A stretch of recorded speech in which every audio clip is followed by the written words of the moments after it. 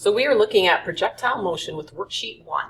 So the first problem here talks about a ball that is thrown downward with an initial speed, and they want a motion map made for this. So if I was to do this, it would be, it's moving initially at 20, and we know that as it falls, it accelerates. So its initial speed is 20 meters per second.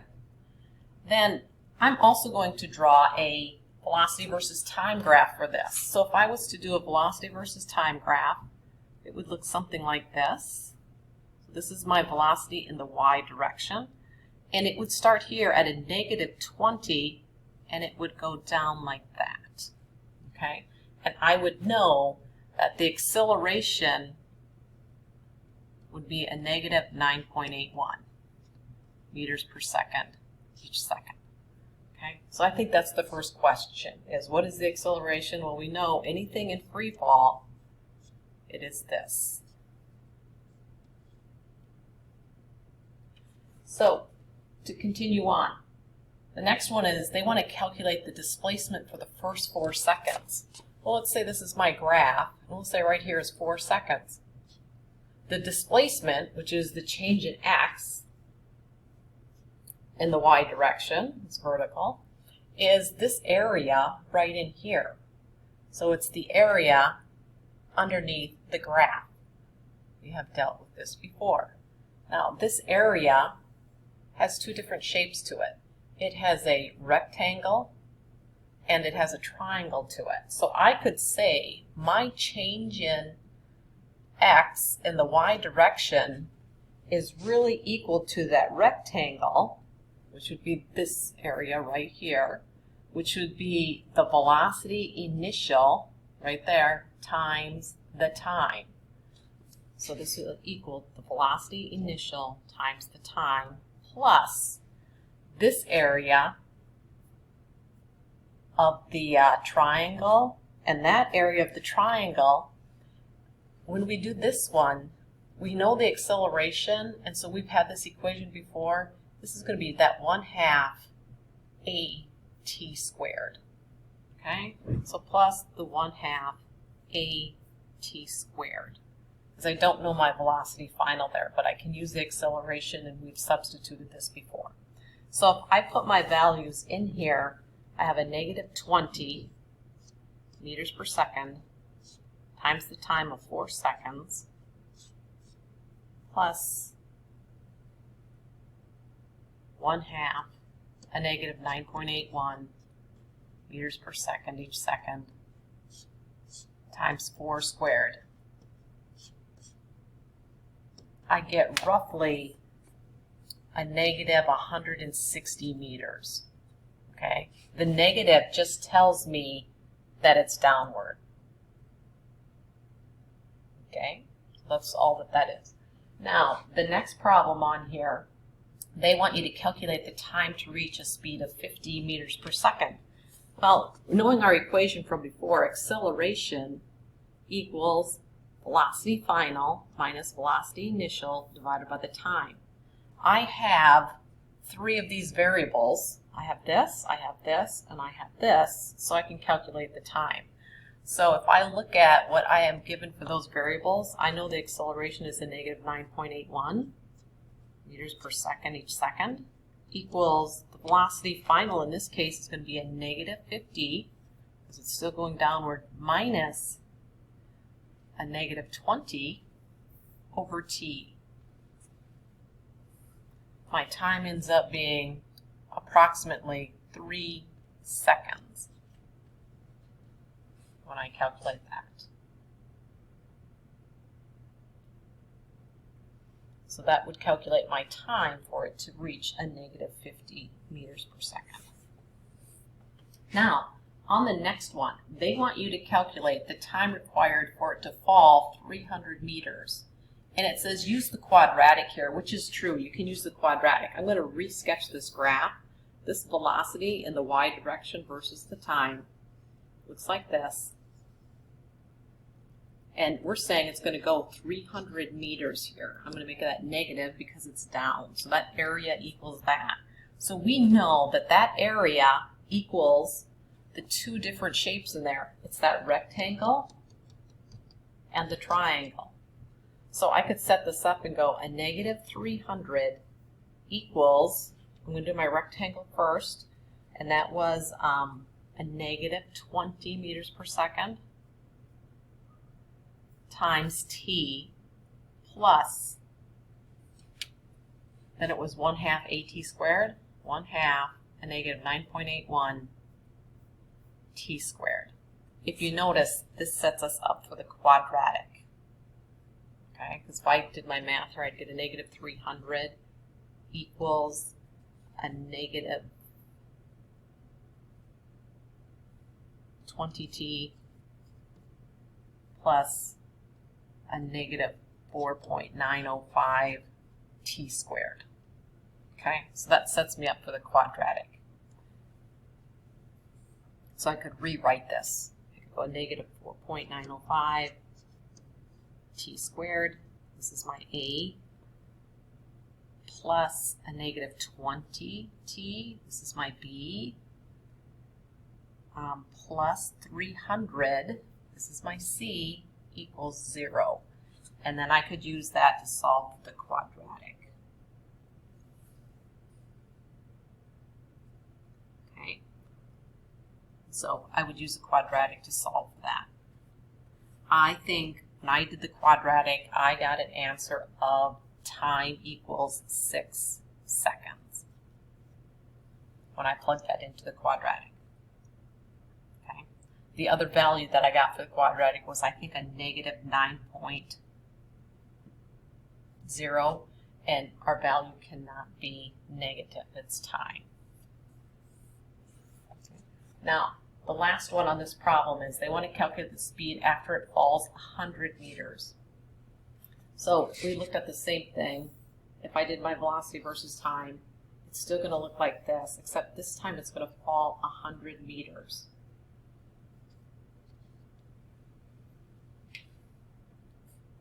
Now, I could look at this problem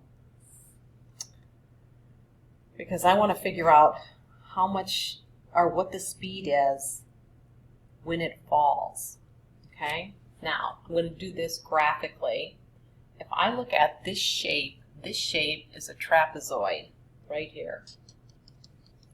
And the area of the trapezoid for this is 100. And the equation for that is height 1 plus height 2 divided by 2 times the base equals a negative 100. Okay? Now, the height 1 and the height 2, so this is velocity final plus velocity initial over 2 times the time equals a negative 100. We don't know the time, but we can substitute in because we know this equation, acceleration equals the change in v over t. So if we want to rewrite that, we can say t equals the change in v over a. So we can substitute this in right here for the time. Okay, so I'm going to rewrite this. It's kind of long here. So I could have velocity final plus velocity initial over 2 times my change in v. Remember, change in v is velocity final minus velocity initial times velocity final minus velocity initial over a.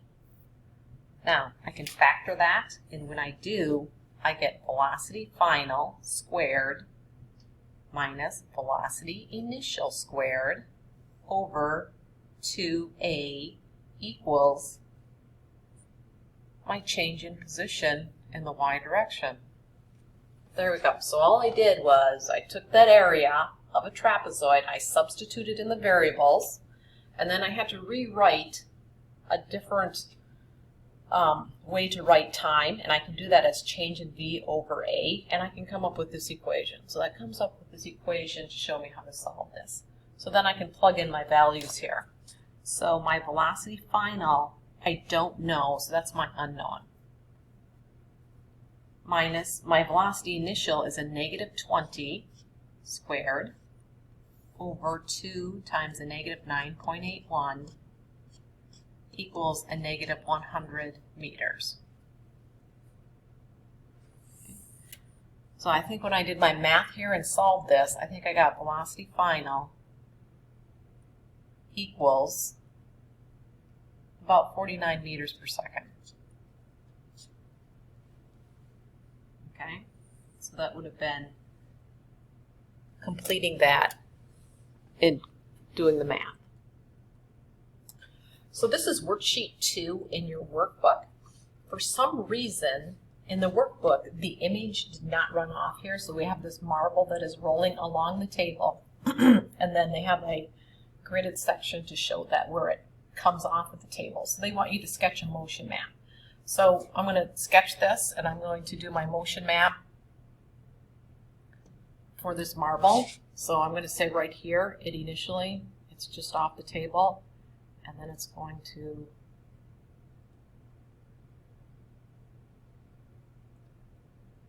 make this, and that will be right before it hits the ground.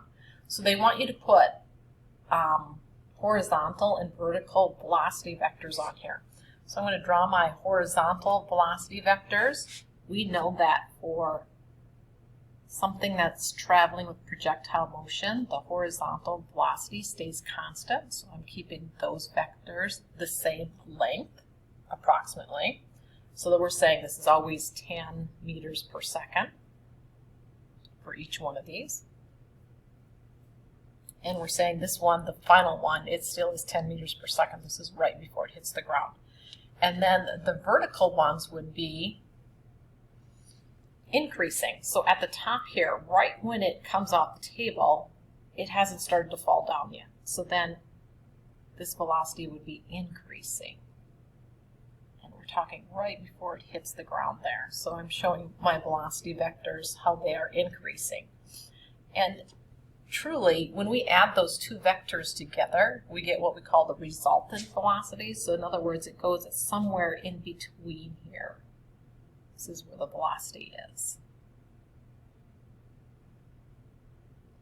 Okay, so that would be adding those two together. So that's what they want you to do on this one. The next one says, label and draw the force diagrams for the marble, both when it is on the rail and off the rail. So when it is on the rail, up here, my force diagram would be, and we're going to consider there is no friction. So I would have my force normal and my force gravity when it's on the rail or the table. Okay. When I do my force diagram, when it is off of the table, for any position here, my force diagram would be, oh, isn't that force gravity is always pulling on it. We're neglecting air resistance.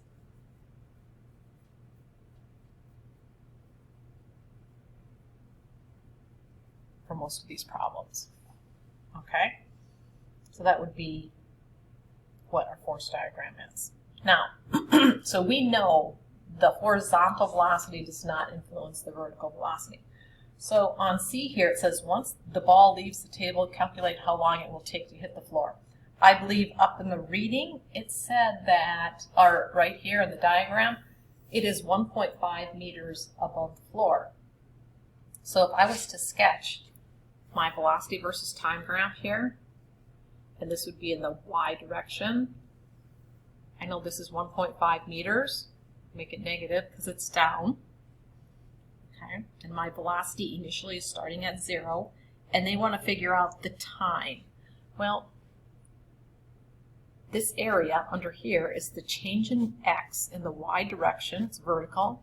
That equals that triangle 1/2 at squared. Okay, because we know the acceleration, the slope of this is that a. And so if we have something that is starting out at a velocity of 0, we substitute in there to say this is how we're going to do the time.